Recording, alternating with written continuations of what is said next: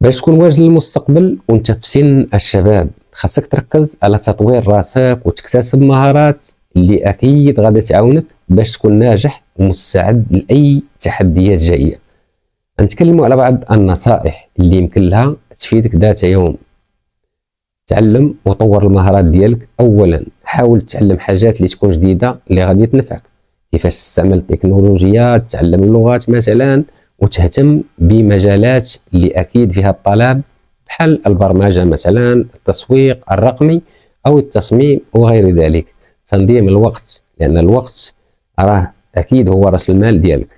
حاول تكون منظم وتستغل وقتك في الحوايج اللي هي تكون مفيده بحال القراءه وممارسه الرياضه وتنميه المهارات. ثم تنميه المهارات، التفكير الايجابي وتحدد الاهداف. خطط للمستقبل ديالك وحدد الاهداف اللي باغي توصل لها، وحاول تكون دائما طموح ودائما فكر بكل ايجابيه، وواجه الصعوبات ديالك بالحلول. تعلم كيفاش تخدم مع الناس، لان المهارات الاجتماعيه بحال التواصل، حل المشاكل، فهي اكيد كتعاونك باش تبني علاقات قويه سواء في الخدمه ديالك او في الدراسه او في حياتك الشخصيه. التعامل مع المال، تعلم كيفاش تتصرف على المصروف وتدبير الميزانيه ضروري، وخاصك تكون واعي بالقيمه ديال الادخار والاستثمار في المستقبل.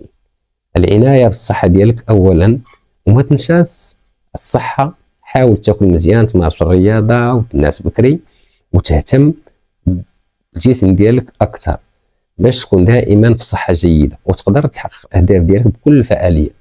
الا ركزت على هاد الامور وبقيتي دائما مداوم عليها، فاكيد غتلقى راسك واجد للمستقبل افضل.